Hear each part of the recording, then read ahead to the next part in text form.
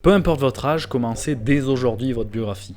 Je sais que ça peut paraître bizarre, vous n'avez probablement pas accompli grand chose si vous êtes de la même génération que moi, mais c'est pourtant le meilleur moment pour la commencer. Chose toute simple, allez demander à vos parents de vous raconter leur enfance ou même leur adolescence.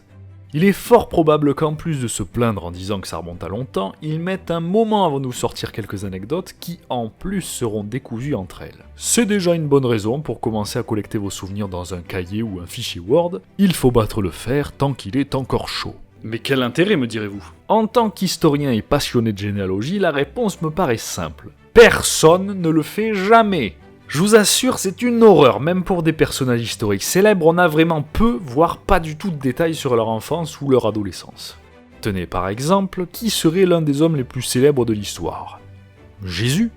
Même dans les textes sacrés, de 1 à 30 ans, on n'a rien sur sa vie. C'est dingue. Oui, puis voilà, c'est pas moi qui le dis, c'est écrit dans les évangiles, faut le savoir. Bon, ça s'explique aussi par des phénomènes sociaux, on accordait moins d'importance à l'enfance des gens, et encore moins s'ils n'étaient pas de haute lignée. Après, il faut avouer que c'est assez rare d'accomplir des prouesses pendant cette période. Mais pourtant, c'est l'une des plus importantes puisqu'il s'agit ni plus ni moins de la construction de votre identité, de votre rapport au monde, du développement de vos goûts et de vos compétences. Bref, chaque petit détail peut être important pour vous comprendre en tant qu'individu.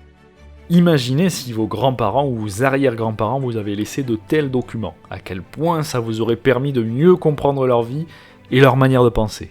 La biographie ou les mémoires sont un témoignage, une trace écrite visant à sauvegarder une part de nous-mêmes face à la mort et à l'oubli, donc quelque part face au temps qui passe.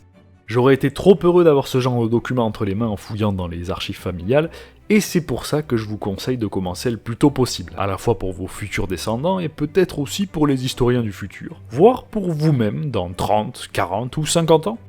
Dans tous les cas, je suis sûr que ça servira à quelque chose, donc chers amis cléopâtres, à vos plumes, à vos claviers.